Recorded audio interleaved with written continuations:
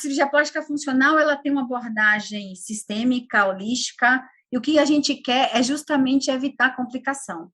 E aí vem para nós a responsabilidade de entender o que esse paciente tem antes de operar, que eu posso ajudá-lo e prepará-lo de uma forma intensa, de uma forma ampla, para que ele complique menos, ou para que ele tenha um resultado melhor, para que ele tenha menos fibrose, porque a gente consegue identificar tudo que vai levar a dar problema no pós-operatório. Mas vamos lá, no Eugraft funcional a gente tem os pilares para que esse paciente evolua com esse gominho bem feito, evoluído, e com a hipertrofia muscular que essa gordura vai levar meses depois, que já tem trabalho mostrando tudo isso.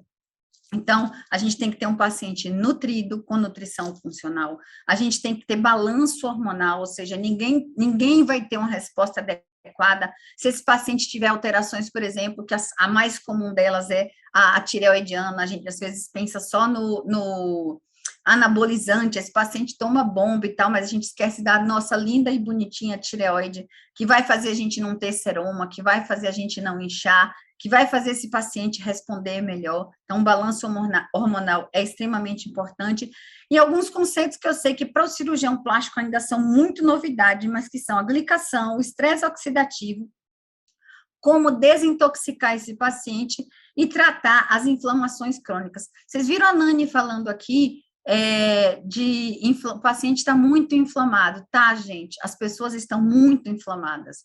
E vocês não têm noção do impacto disso na nossa cirurgia. Sobretudo da gente que está falando de contorno corporal, uma cirurgia grande que hoje requer o uso de tecnologia, que hoje a gente invade e modifica a anatomia. Qual é a resposta que esse paciente vai dar? Onde é que a gente quer chegar com esse paciente? Então, a gente tem que entender disso tudo aqui, que são os pilares da cirurgia plástica funcional, e eu trouxe aqui para o Graft, que eu acho que tem tudo a ver com o funcional, no sentido de regenerar e fazer funcionar melhor, mas a gente tem que ter na medicina, principalmente a gente que está com tecnologia, esses conceitos, porque senão quem vai tomar conta do conceito é o outro. Não que o conceito não possa ser de todos, mas a gente não pode deixar na mão de, por exemplo, um profissional que não está habilitado para tratar a complicação, falar da gente. Eu não tenho nada contra o colega aqui, que é um dentista, mas eu sempre uso o exemplo dele, porque, assim, me impactou bastante ouvi-lo falar de hemoglobina glicada, insulina, glicemia e hormônio para fazer lifting temporal e harmonização facial, porque tudo isso impacta no colágeno. E nós, na cirurgia plástica, não estamos nem pensando nisso. A gente quer pensar na melhor tecnologia do mundo para retrair colágeno quando a pecinha que está na nossa frente não tem capacidade metabólica de retração. Então, a minha função a minha ideia é que cada vez mais a gente retome isso e dissemine, porque aí a Nani vai fazer um pós muito melhor, muito mais tranquilo, e a paciente vai sofrer menos. E a paciente não sofrendo também é a gente não sofrendo, né? Como eu falei, um feliz, mais um feliz, um mais um são dois, e aí a gente vai multiplicando isso. Para a gente preparar, então, o paciente, eu desenvolvi ao longo dos anos facilidades para mim, porque o nosso maior pesadelo é não ter um nutrólogo, não tinha uma nutricionista, isso tudo começou 9 anos atrás, 8 anos atrás. Então, eu desenvolvi, para minha facilidade, uma forma de ver isso e aplicar isso no meu dia a dia. Então, eu tenho um roteirinho, que é pré-consulta, consulta. Na consulta e na pré-consulta, eu já consigo distribuir o meu paciente nos protocolos que eu vou passar para vocês um pouquinho para frente, e a partir daí eu sei qual é a avaliação metabólica hormonal que eu vou solicitar para que ele seja incluído no protocolo de tratamento mais posteriormente. Então, eu tenho que colocar esse paciente como apto ou não apto para ser operado. E quando ele não estiver apto, o que a gente vai fazer? Eu vejo muito por aí, nos nossos grupos de WhatsApp, que hoje são muitos, e se a gente colocar lá o incomum, a gente descobre que todo mundo está no universo só, as pessoas sendo descartadas por critérios que não são os melhores e que não nos dão respaldo adequado. Então, é extremamente importante a gente saber quais são os critérios que a gente vai usar para dizer sim para o nosso paciente e que se sim, em que momento, ou dizer não. E aí saber quais são os exames que a gente vai solicitar para esse paciente, para ele ser conduzido ou não para um melhor resultado pós-operatório. E um dos principais critérios que a gente tem que utilizar é a bioimpedância. Não vou falar de bioimpedância, todo mundo tem um conhecimento aqui razoável sobre bioimpedância, mas ela é um dos nortes hoje dentro da cirurgia plástica funcional, se não o principal, porque numa bioimpedância, onde eu vou medir a composição corporal desse paciente, e na nossa clínica a gente não utiliza o termo bioimpedância, a gente utiliza a avaliação da composição corporal feita pela enfermeira no pré-operatório e na pré-consulta, e com essa bioimpedância impressa, ela faz parte da minha consulta, eu vou destrinchar toda a bioimpedância e vou explicar para esse paciente o que ela me mostra. E nessa bioimpedância eu já consigo ver muita coisa. Todos nós temos o hábito de utilizar o IMC, mas o IMC não é o nosso parâmetro. Hoje, se eu sair daqui e vocês saírem daqui com a consciência de que olhar para o IMC não falar absolutamente nada, Paloma tem um slide lindo sobre isso, mostrando que alguém pode estar muito obeso e muito musculoso, e o IMC é o mesmo. Então, o que a gente tem que pensar? Em PGC e gordura visceral. Porque são os dois parâmetros que vão nos nortear para esse paciente ser operado ou não, do ponto de vista anatômico e metabólico. Porque a gente sabe que gordura visceral alta tem implicações metabólicas e hormonais enormes no nosso paciente. Então, na bioimpedância, eu sei se esse paciente tem edema por conta da água corporal, quanto ele tem de gordura, qual é a composição dessa massa, se esse tem uma massa muscular boa, se a gordura dele está boa, a gordura visceral, o nível que ela está. Eu consigo ver, por exemplo, se a massa livre de gordura é boa e qual é a taxa metabólica, que vai me falar de energia. Então, a bioimpedância, a gente vai nos nortear muito no pré-operatório. Mas não é só isso. Não é numa ficha que alguém preenche te dando um MC que você elimina esse paciente da sua vida. Ou que você fala para ele, você está gordo e não vem aqui. Eu acho que a função da gente como médico é dar uma orientação e um norte para esse paciente. E dizer para ele, olha, esse não é o momento, ou é o momento, e é aqui que a gente vai trabalhar para melhorar a sua vida e você ser transformado. Pelo menos é o que eu tenho como princípio quando eu escolhi fazer medicina. Na composição corporal, o IMC é o de menos. A gente tem que focar nos outros parâmetros que eu falei para vocês e muito no estilo de vida.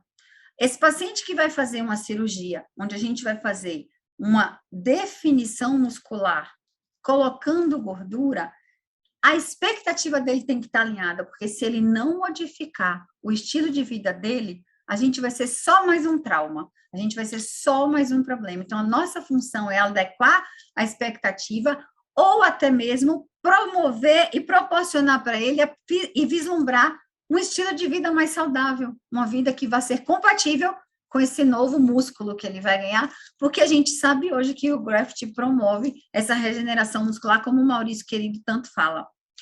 Então, nos nossos critérios, na cirurgia plástica funcional, o paciente está apto ou não está apto. E nos critérios de apto, a gente tem todos esses protocolos aqui, que eu vou explicar um pouquinho para vocês, cada um deles de forma breve, porque o tempo não me permite me aprofundar. Mas cuidando disso aqui, a gente já vai ter um Anani mais feliz no pós-operatório, cuidando dos nossos pacientes.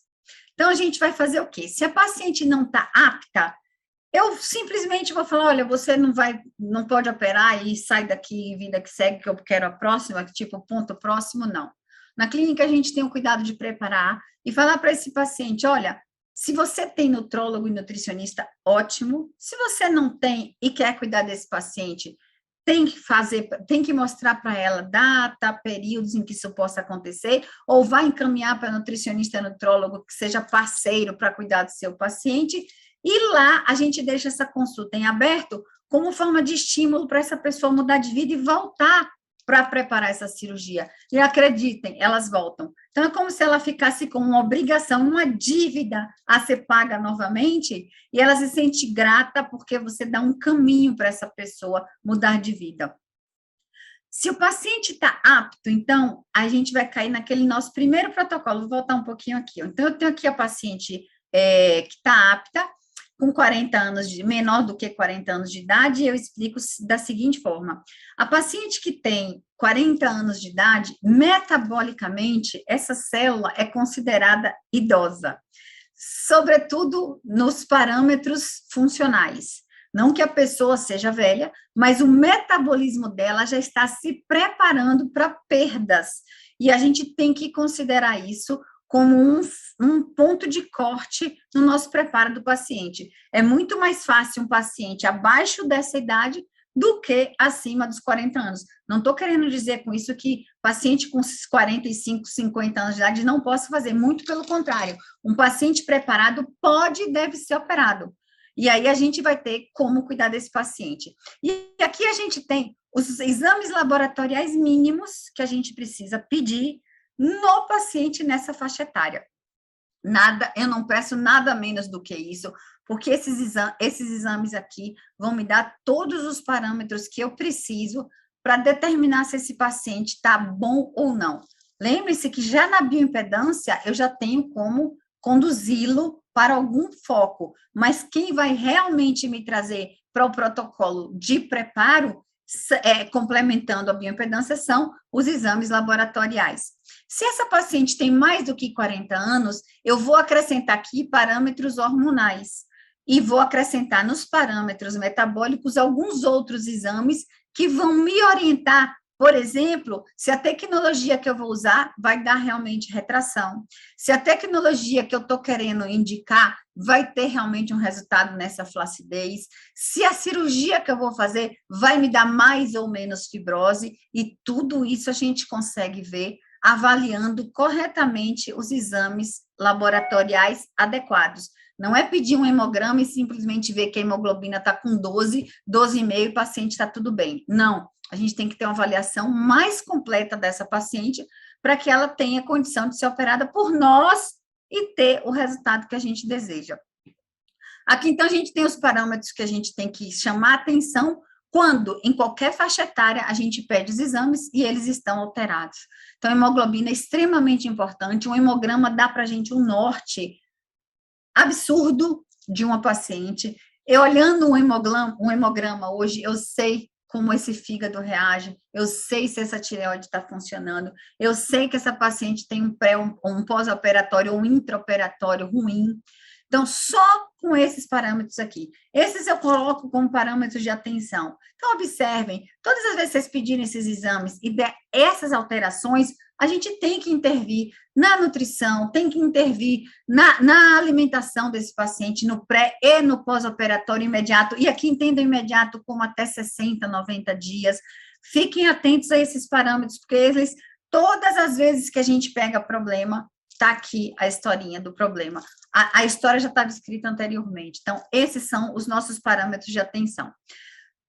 Fixando o protocolo, então, a gente tem 40 anos com idade-chave, 40 anos e saudável, ela vai para o protocolo 1, menos do que 40 anos, e acima dos 40, a gente tem alguns parâmetros.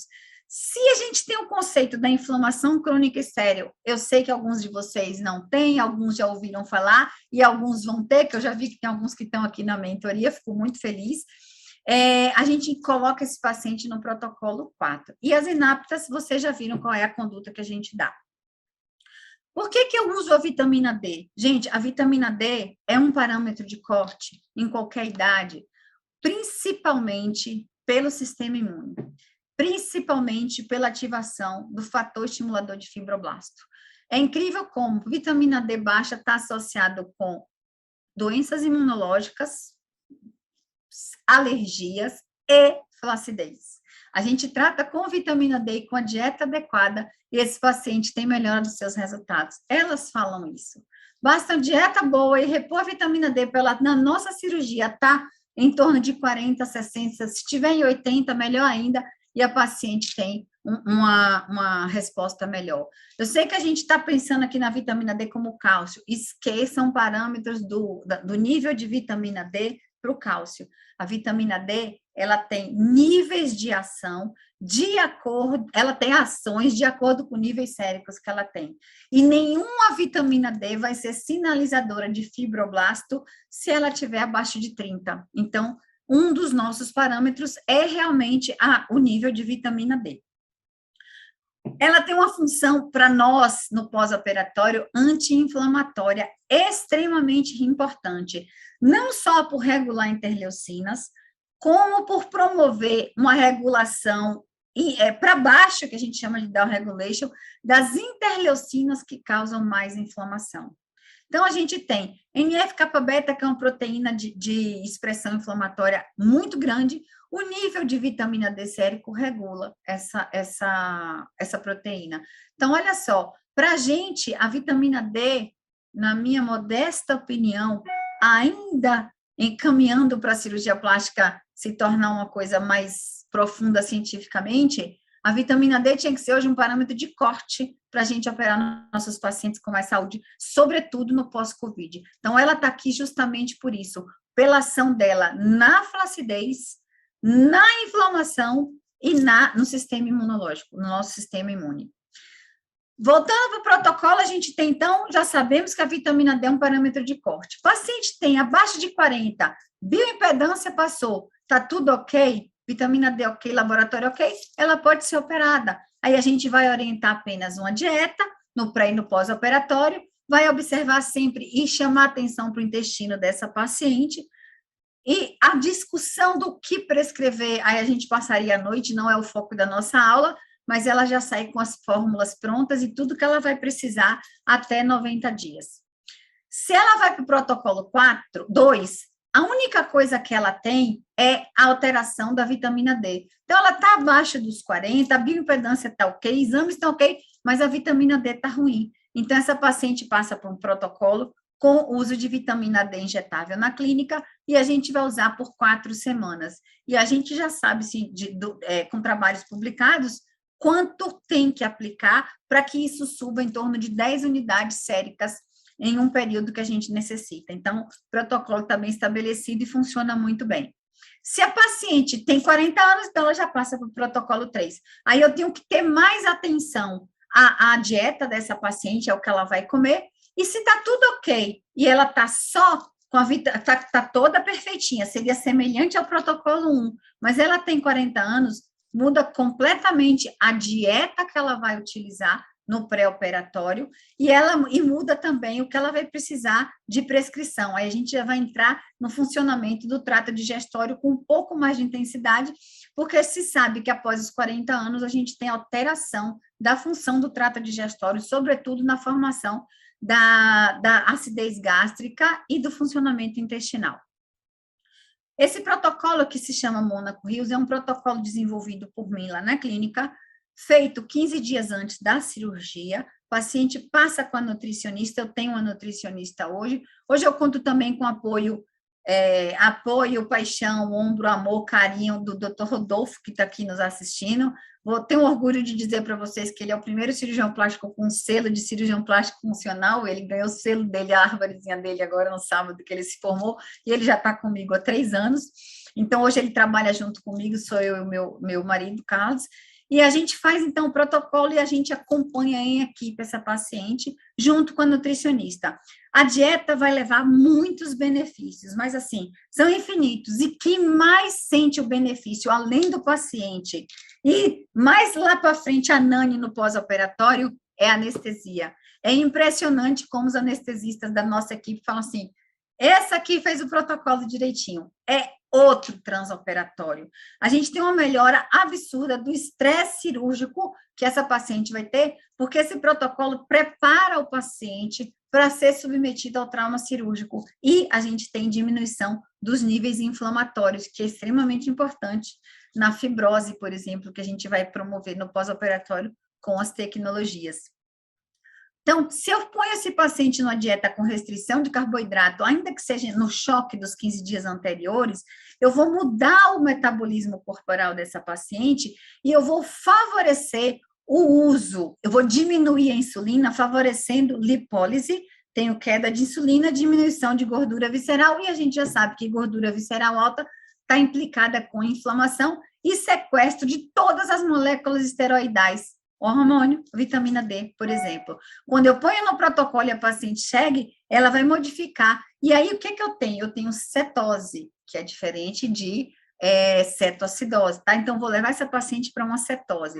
O jejum dela, inclusive, o último jejum intermitente que ela vai fazer, vai ser no pré-operatório, que vai, ao contrário do que hoje se indica, comer e até minutos antes da cirurgia usar maltodextrina, que eu acho péssimo, eu vou ter a minha paciente com jejum mais prolongado. E a resposta dessas pacientes, elas mesmas falam, na hora que eu chego para marcar, para fazer foto, doutor, olha como eu estou bem, olha como a minha barriga diminuiu. Então, assim, eu tenho uma paciente melhor preparada, eu tenho um paciente com mais energia, eu tenho uma paciente que mobilizou gordura visceral, então diminuir processo inflamatório, e eu tenho uma paciente que vai ter melhora de todos os parâmetros do sistema simpático e parasimpático. Os anestesistas gostam justamente por isso aqui, gente, ó. A cetose e o preparo metabólico pré-operatório, ainda que seja choque, eu vou ter melhora do tônus parasimpático, então, o paciente que está com a cabeça melhor, eu vou ter uma alteração na frequência cardíaca com menor variação de pressão e da frequência cardíaca, fora para nós, mobilização de gordura e todas as alterações da glicemia, da insulina, que a gente passaria horas aqui discutindo, se vocês quisessem, eu falaria a noite inteira disso. Então, esse protocolo visa preparar o paciente no choque. Não é aquele paciente que está extremamente inflamado, não. É aquele paciente que tem 40 anos, alguns critérios da bioimpedância alterados, e aí, colocando desse jeitinho aqui, com acompanhamento no pós da dieta adequada, ela vai ter uma melhor resposta. Então, no protocolo 3, a gente vai usar antioxidante ativador metabólico, e se a paciente está com a vitamina D baixa, ela vai entrar no injetável. Se ela não está com a vitamina D baixa, baixa aqui, o critério é 30, se ela está abaixo de 60, por exemplo, ela sai com prescrição da vitamina D oral sublingual. Então, no protocolo 3, a gente dá ômega 3, a gente dá vitamina D. Aqui eu já entro com hidratantes orais. A nossa formulinha já está com fosfolipídio de caviar dentro da fórmula. Então, eu já tenho essa hidratação oral implícita na minha fórmula. Eu discuto muito o uso de probiótico no pós-operatório imediato. Eu acho que a gente tem que ter um pouco de cautela por conta do retardo na função intestinal, e o probiótico pode piorar. Mas todas as outras medicações, o paciente sai com ele pronto da clínica e todas as fórmulas prontas na mão dele. Para estar no protocolo 4, observe que agora a gente está no último protocolo. Eu tenho todas as alterações que a bioimpedância vai me dar, todas, ou seja, eu tenho um paciente que está com toda a visceral, a taxa metabólica, o percentual de gordura alterado, e eu tenho exames laboratoriais que também estão alterados. Então, assim, esse paciente, ele não pode ser operado. Se vocês identificam no pré-operatório toda essa cascata de alteração aqui, ele tem que ter um preparo melhor. Senão, o paciente vai sofrer, você vai sofrer, a Nani vai sofrer. E aí, gente, não dá, não dá. Então, aqui é o mínimo que a gente tem que enxergar para ver se vai dar fibrose, vai dar edema, se vai dar seroma, se esse seroma, quando formar, vai responder rapidamente. Tecnologia leva a seroma. Então, esse aqui é o mínimo que a gente pode ter. No protocolo 4, a gente já precisa de um preparo com mais tempo. No mínimo 4 semanas. Vai depender muito de como essa paciente tem de visceral, e como estão os parâmetros dela. Acreditem, elas falam para mim, eu vou esperar. Eu vim aqui por causa disso. Eu sei que você não vai me operar se eu não estiver bem. Então, lá na clínica, hoje a gente já trabalha com, eu vim aqui para você fazer isso, porque eu quero ter esse bom resultado. E é uma paz. Eu vivo em paz, de verdade, porque, assim, complica muito pouco. Não que eu não tenha, isso não existe, só não tem quem não opera, e graças a Deus a gente opera bastante, mas as complicações são mínimas. E quando tem, as pacientes te veem como... Se tem, ela sabe tratar. Se tem, ela sabe cuidar. Então, a gente precisa, nessa paciente, de um cuidado maior e mais prolongado. E aí, eu sempre divido a responsabilidade, jogo para o paciente e falo, quanto tempo tu quer para eu te preparar? No mínimo 4 semanas. Quando eu percebo que tem muita inflamação, aí eu já falo, olha, eu preciso de 60 dias. E hoje eu bato o pé e não opero, se não aceitar o meu protocolo. E elas aceitam, e elas operam, e elas vêm muito mais felizes, e eu também, graças a Deus. E aí a gente vai acompanhar essa paciente até ela estar nos critérios adequados. A gente colhe tudo, a nutricionista vai acompanhando, e a gente vai fazendo os programas para o protocolo 4. As formulações continuam as mesmas, a gente só vai acrescentando formulações. Aqui eu já preciso entrar com um pouquinho de energia e atentar bem, porque o principal queixa dessas pacientes é intestino. É impressionante como de cada 10, 20 não vão ao banheiro. E aí começa todo o seu problema, que é, você vai recuperar essa pessoa que tudo que ela devia colocar para fora, ela não coloca e absorve. Então, ela está toxemiada, está inflamada, está cheia de toxina, e a gente quer fazer um lipo-HD, ou ultra HD, ou a cirurgia que seja, para dar um resultado que a gente não vai conseguir. O protocolo injetável já dura um pouquinho mais, a gente tem que se preparar, ele é feito na clínica, tem hoje uma unidade que funciona muito bem, é uma unidade de negócio que funciona, eu prefiro fazer bastante intramuscular por facilidade, mas isso a gente pode discutir depois em algum momento, mas ela vai passar pelo tratamento injetável, o que obriga a paciente a ser acompanhada, a estar na clínica, e a gente tem certeza do que ela tomou, né? Quando eu faço injetável, o paciente, a gente sabe o que está tomando, a gente sabe a dose que ele tá tomando, a gente tem noção de quanto vai dar, a gente sabe que ele tomou, e esse paciente sabe que você está cuidando de uma forma dele, de uma forma mais adequada. Além de agregar todo esse valor para o paciente, a gente também tem uma unidade de negócio dentro da clínica que funciona paralelo com e apesar de você estar lá no momento, porque não precisa de muita coisa, precisa do preparo e de uma sala para esse paciente estar lá confortavelmente fazendo o tratamento dele. O que a gente evita, então, na cirurgia plástica e o graft funcional? Evita as dores de cabeça que a Nani falou todas, relatou muito bem, aliás, ela, né, melhor do que ninguém, porque ela pega só eu falo, o pós-problema. Então, a gente evita edema, a gente evita seroma, a gente evita fibrose, a gente evita uma cicatrização lenta, a gente evita cicatriz queloidiana, hipertrófica, tudo que vocês estão lendo aqui. A gente tem melhor retração de pele, a gente evita morte, porque a gente fala para o paciente, olha, não dá, TVP. Então, assim, isso é o que a gente evita. E, sobretudo, o que a gente evita é a nossa dor de cabeça, a dor de cabeça do outro, e um paciente que vai deixar a gente preocupado, triste, pensando, o que é que eu fiz? Porque eu sei que a gente pensa, porque eu já passei por isso. O que eu fiz que aconteceu isso com essa paciente? Talvez seja o que a gente não fez que levou essa paciente até esse problema.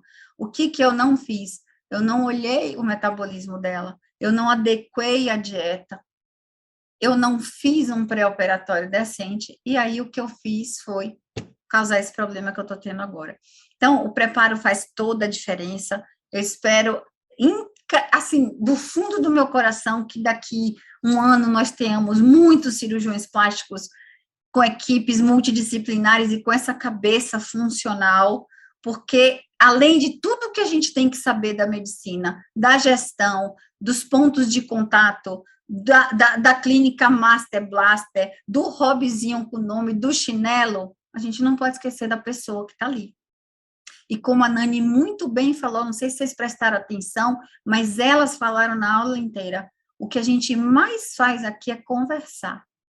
O que elas vêm aqui para fazer é serem cuidadas. Então, a pessoa, às vezes, nem quer o plasma que você quer dar, ela quer o cuidado quando ela não está lá na hora, ou que ela quer alguém que diga, olha, precisa disso.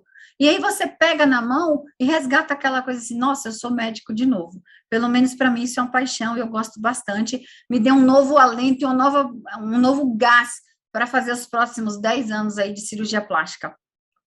Vou ver se eu passo esse videozinho para vocês, porque é isso aqui que a gente tem, ó. O paciente não preparado, ele vai assim, cheio de curvas, olha quanto o graft aqui.